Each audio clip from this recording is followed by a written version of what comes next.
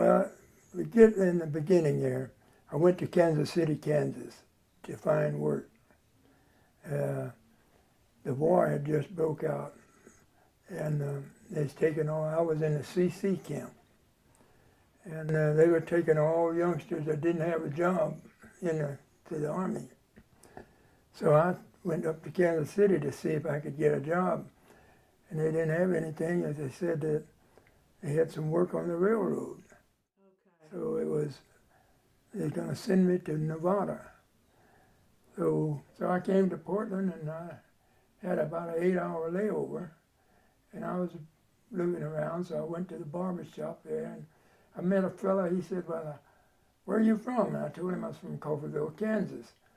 So he said, well, I know a guy from Coffeyville, Kansas. And I asked him what was his name, and he used to be a neighbor of mine. Wow. So he took me over and got acquainted with him over again, and he said, you can't go back home with the little money that you just got, because I was only making 35 cents an hour. Mm-hmm. And my check was $58 at the time. So he said, so I said, okay, I'll stay. So I did, and I went to work at Swan Island Shipyard. And I worked there for a while, and then I transferred to Commercial Iron Works. And I worked there until they closed down.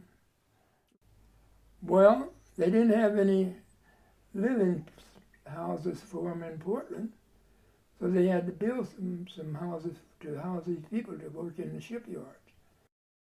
I left the shipyard there, and I went to clear off this area to where they were going to build Vanport.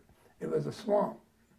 So we had to cut down trees and weeds and things, and there was snakes and rats out there. So we built that, cleared that up, and then they hauled dirt and gravel in to fill it up so they'd have some place to put the buildings.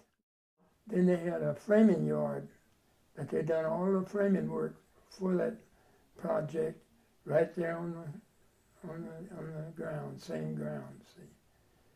They cut everything that went to make that building. They done the rafters and studs, and I was on barrier on the saw in the framing yard, and they cut all the lumber. Well, all I done was put the wood up on the rail there where the saw would saw them out. See, got the apartments all built there, and people moved in. And they drove in there, and it started raining. So, and when it did happen, there's only one way in and one way out of Vanport. That's from Interstate Avenue. Because I wasn't aware of how bad the situation was. See, but the people out there had been warned that there might be a flood. You know? And well, I had no experience of being out there or anything, you know. Right. So I didn't know too much about Vanport. Okay. They were on their own? They were on their own, because when the flood hit, well, they just started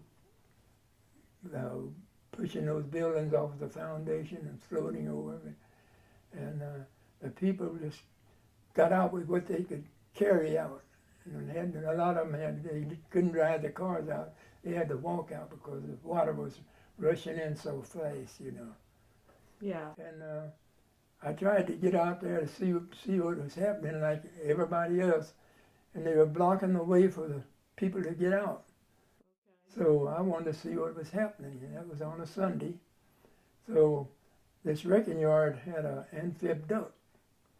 So Western Wax Paper Company, and I drove the duct out there.